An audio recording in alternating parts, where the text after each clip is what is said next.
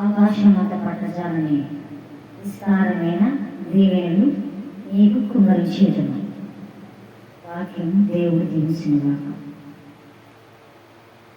మలాకి గ్రంథము 3వ అధ్యాయము 10వ వచనము. నా మందిరములో ఆహారం ఉన్నట్లు 10వ భాగం అంతయు మీరు నా మందిరపు గుడిలోనికి తీసుకొని రండి. దీన్ని చేసి మీరు నన్ను శోధించిన ఎడల నేను ఆకాశపు వాక్యలను పట్టజాలనంత సారముగా దీవెనలు కుమ్మరించేదను.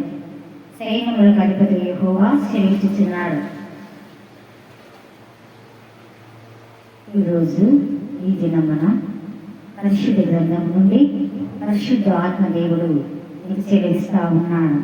ఏం మాట్లాడుతున్నాడంటే, నీవు మందిరంలో వచ్చినప్పుడు నీ కష్టమునైనా ఏదైనా సరే ఆయన 10వ భాగము వంతు ఇచ్చినప్పుడు పరిశుద్ధ ఆత్మదేవుడు నాకు ఇచ్చి శోధించండి, నేను అప్పుడు ఆకాశపు వాక్యంగా నిప్పి నీకు విస్తారమైన దీవెనలు కుమ్మరించదనని పరిశుద్ధ ఆత్మదేవుడు సెలవిస్తా ఉన్నాడు. నీ పొలంలోనైనను నీకు ధన జ్ఞానములనైనను నీ ఉద్యోగములనైనను ఏదైనా సరే ఆయనకు 10వ భాగము ఆయన వంతు ఆయనకు మొదటిగా ఇచ్చిన ఎడల నాకు ఇచ్చి మీరు శోధించండి, నేను అప్పుడు ఆకాశమంతంత వాక్యం నిప్పి విస్తారమైన దీవెనలను మీ మీద కుమ్మరించదనని పరిశుద్ధ ఆత్మదేవుడు మాట్లాడుతూ ఉన్నాడు.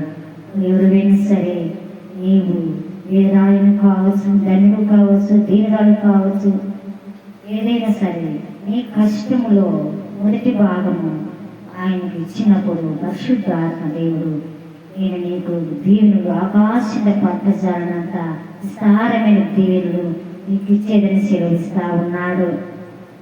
చూడండి, వాక్యంతో పరిశుద్ధ ఆత్మదేవుడు ఎలా మాట్లాడుతున్నాడు, ఎలా సెలవిస్తున్నాడో.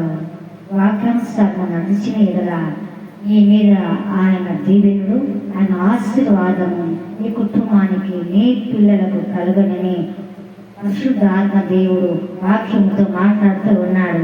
వాక్యం దేవుడు దీవించును గాక.